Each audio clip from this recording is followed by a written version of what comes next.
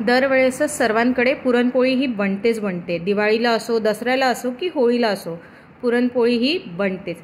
पण यावेळेला पुरणपोळी व्यतिरिक्त वेगळी अशी पुरणपोळी बनवून बघा, रताळ्याची पुरणपोळी। अहो चवीला इतकी जबरदस्त लागते, खाणारा एक काय 2-3 नक्कीच खाऊन जाईल, इतकी जबरदस्त। तर मग रेसिपीला सुरुवात करूया।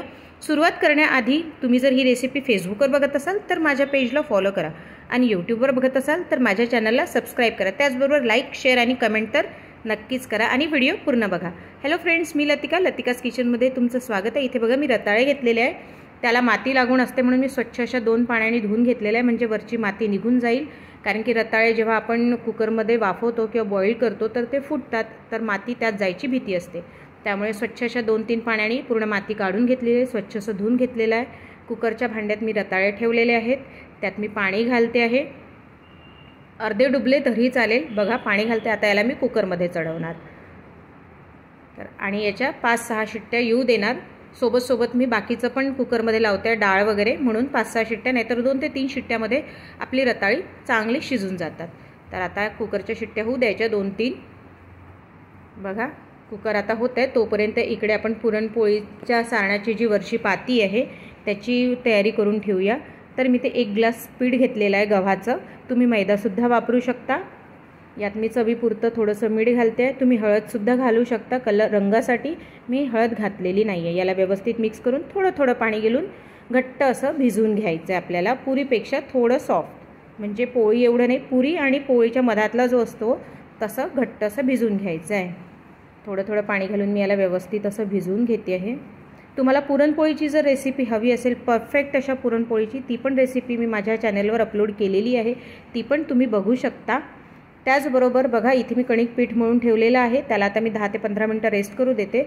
इकडे कुकर झालेला होता तर मी रताळी पण सोलून घेतलेली आहे थंड झाल्यावर, आणि अशा प्रकारे त्याला एक तर तुम्ही हाताने स्मॅश करून घ्यायचं व्यवस्थित असं। मी हाताने स्मॅश करून घेते आहे, अगदी व्यवस्थित असं स्मॅश झालेलं आहे। आता याचं पुरण बनवायचं आहे आपल्याला। तर इथे गॅसवर मी कढई चढवलेली आहे, तर यात तूप घालते, अगदी घरचं बनवलेलं तूप आहे, साजूक असं तूप, कलर रंग बघा, सुगंध तर फार सुंदर आहे। तर यात मी 3 चमचे तूप घातलेले आहे, तुम्ही तुमच्या आवडीनुसार कमी जास्त करू शकता किंवा मग तुम्ही तेलसुद्धा वापरू शकता। तर आता तूप तापलेलं आहे, मी त्यात हे पूर्ण रताळीचं सारण घालून घेते आहे आणि आधी याला तुपात छान भाजून घ्यायचं आपल्याला, म्हणजे रताळीचं सारण तुपात छान भाजलं की त्याला एक खूप छान अशी चव येते। त्याचबरोबर माझ्या चॅनलवर गाठीची सुद्धा रेसिपी टाकलेली आहे, ती पण तुम्ही नक्की बघू शकता। यावेळेसच्या गुढीपाडव्याला घरी गाठी किंवा साखरेची माळ बनवून बघा कशी वाटते ते, तर माझ्या चॅनलवर ऑलरेडी मी अपलोड केलेली आहे, तर नक्की बघा। आता इथे बघा रताळ्याचं सारण चांगलं तुपात भाजून घेतलेलं आहे, तर माझं 1.5 वाटी एवढं रताळ्याचं सारण होतं, त्यात मी अर्धा वाटी साखर घातलेली आहे, कारण की रताळी ही ऑलरेडी गोड असते, आधीच त्याचा गोडवा खूप छान असा असतो, म्हणून मी अर्धाच वाटी साखर घातलेली। यात छान साखर वितळून घ्यायची, यात आपल्याला पाणी घालायची गरज नाही आहे, काहीच नाही, छान तुपात भाजून घ्यायचं। सुगंध काय मस्त येतोय, नक्की करून बघा, खूप अशी चवीला जबरदस्त लागते। रताळ्याची सीझन आले की माझ्याकडे तर चण्याच्या डाळीच्या पुरणापेक्षा या रताळ्याच्या पुरणपोळ्या नेहमीच बनतात। याचा शिरा पण खूप जबरदस्त लागतो, त्याची पण रेसिपी मी हळूहळू अपलोड करेलच। तर याला पण छान होऊ द्यायचं, साधारणतः 5 मिनटं छान भाजून घ्यायचं तुपातच। बघा आता हे रेडी झालेलं आहे, याला मी उतरवून ठेवून देते आणि थंड झाल्यावरच तुम्ही पुरण भरा, कारण की थोडं गरम असतं सारण तर पातळ असतं, थंड झाल्यावर ते थोडं घट्ट बनतं। थंड झाल्यावर किंवा कोमट झाल्यावर तुम्ही फ्रीजमध्ये सुद्धा ठेवू शकता, म्हणजे छान घट्ट येतं। आता इथे आपली कणिक पण छान भिजलेली आहे, मुरलेली आहे, त्यात थोडं पाणी घालून छान मळून घ्यायचं। मळल्यामुळे वरची पाती जी आहे ती अगदी सॉफ्ट अशी होते, आपलं अंदरचं सारण पण अगदी सॉफ्ट आणि वरचं पण, तर अगदी मऊ अशा पुरणपोळ्या खायला मिळतात। तर याला पण छान मी मळून घेते आहे, बघा व्यवस्थित अशा। मी माझ्याकडे गुढीपाडव्याला ह्याच पुरणपोळ्या बनवते, म्हणून म्हटलं चला आपल्या लोकांशी शेअर करायलाच पाहिजे, म्हणून मी इथे टाकलेली आहे। तुम्हाला कशी वाटते ही रेसिपी किंवा माझ्या रेसिपी तुम्हाला कशा वाटतात त्यासुद्धा मला कमेंट बॉक्समध्ये लिहून पाठवा, आणि थोडी जरी माझी रेसिपी तुम्हाला चांगली वाटत असेल तर लाईक तर नक्कीच करा। तर आता इथे बघा पीठ मळलेलं आहे, सारण पण पूर्णपणे थंड झालेलं आहे, मी फ्रीजमध्ये ठेवलं होतं, थोडं घट्ट आलेलं आहे। आता एक गोळा घेते पिठाचा, कणकीचा, व्यवस्थित असा घेऊन घ्यायचा।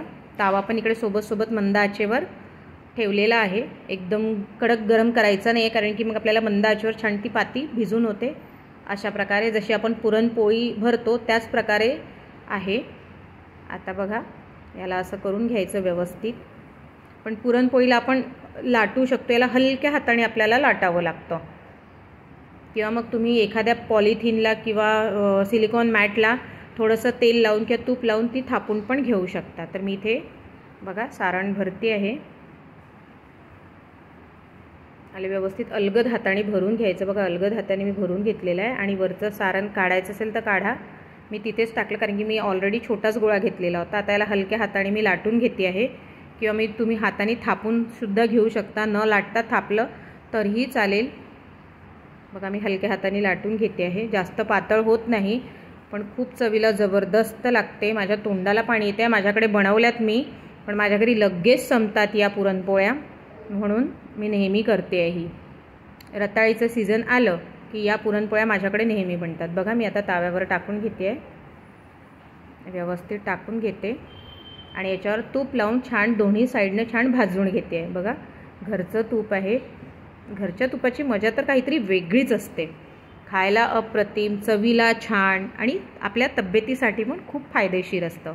याला दुसरीकडून पण पलटवून मी भाजून घेते आहे. छान खूप मस्त असं झालेलं आहे. बघा, छान भाजल्या गेलेली आहे. आता ही झालेली आहे. मी बाकीच्या पण करून घेते आहे सोबत. किती मस्त अशी झालेली आहे. सुगंध तर खूप छान. बघा, मी सर्व पुरणपोळ्या करून घेतलेल्या आहे. तर मग तुम्हाला कशी वाटली रेसिपी हे मला नक्की कळवा.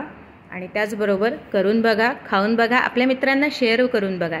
तर भेटूया पुढच्या रेसिपीत. तोपर्यंत बाय.